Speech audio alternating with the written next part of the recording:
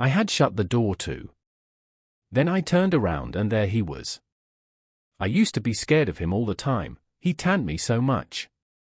I reckoned I was scared now, too, but in a minute I see I was mistaken, that is, after the first jolt, as you may say, when my breath sort of hitched, he being so unexpected, but right away after I see I warn't scared of him worth bothering about. He was most 50, and he looked it. His hair was long and tangled and greasy and hung down, and you could see his eyes shining through like he was behind vines. It was all black, no grey, so was his long, mixed-up whiskers. There warn't no colour in his face, where his face showed, it was white, not like another man's white, but a white to make a body sick, a white to make a body's flesh crawl, a tree-toad white, a fish-belly white. As for his clothes, just rags, that was all. He had one ankle resting on t'other knee, the boot on that foot was busted, and 2 of his toes stuck through, and he worked them now and then. His hat was laying on the floor, an old black slouch with the top caved in, like a lid. I stood looking at him, he sat there looking at me, with his chair tilted back a little. I set the candle down. I noticed the window was up, so he had clumb in by the shed. He kept looking me all over. By and by he says, "Starchy clothes, very. You think you're a good deal of a big bug, don't you?" "Maybe I am, maybe I ain't," I says. "Don't you give me none o' your lip," says he. "You've put on considerable many frills since I been away. I'll take you down a peg before I get done with you. You're educated, too, they say, can read and write. You think you're better'n your father, now, don't you, because he can't? I'll take it out of you. Who told you you might meddle with such highfalutin foolishness? Hey, who told you you could?" "The widow. She told me." "The widow, hey, and who told the widow she could put in her shovel about a thing that ain't none of her business?" "Nobody never told her." "Well, I'll learn her how to meddle. And looky here, you drop that school, you hear? I'll learn people to bring up a boy to put on airs over his own father and let on to be better'n what he is. You lemme catch you fooling around that school again, you hear? Your mother couldn't read, and she couldn't write, nut her, before she died. None of the family couldn't before they died. I can't, and here you're swelling yourself up like this. I ain't the man to stand it, you hear? Say, lemme hear you read." I took up a book and begun something about General Washington and the wars. When I'd read about a half a minute, he fetched the book a whack with his hand and knocked it across the house. He says, "It's so. You can do it. I had my doubts when you told me. Now looky here, you stop that putting on frills. I won't have it. I'll lay for you, my smarty, and if I catch you about that school I'll tan you good. First you know you'll get religion, too. I never see such a son." He took up a little blue and yellow picture of some cows and a boy, and says, "What's this?" "It's something they give me for learning my lessons good."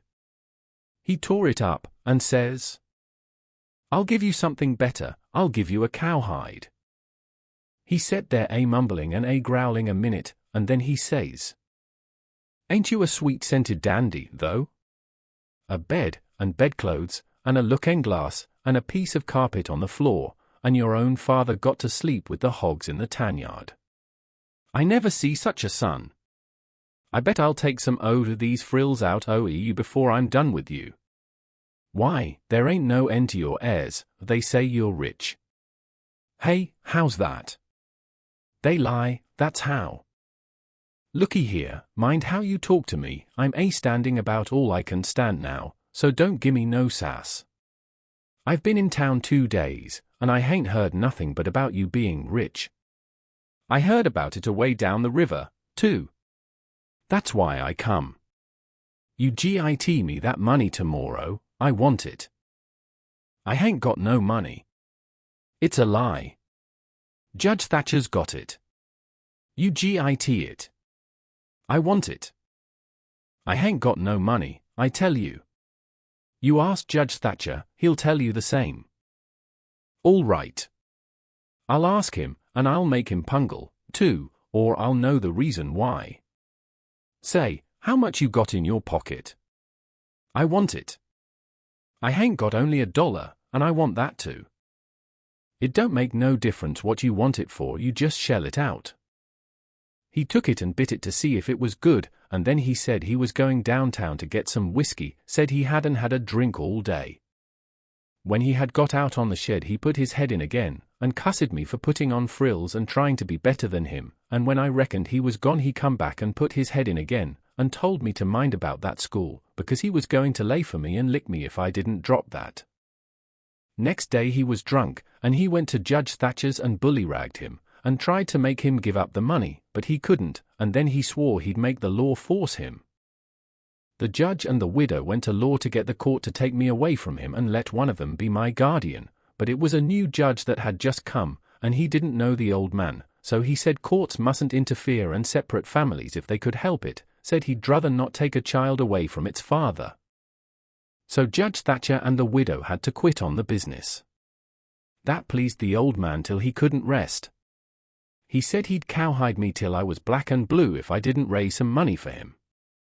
I borrowed $3 from Judge Thatcher, and Pap took it and got drunk, and went blowing around and cussing and whooping and carrying on, and he kept it up all over town, with a tin pan, till most midnight. Then they jailed him, and next day they had him before court, and jailed him again for a week.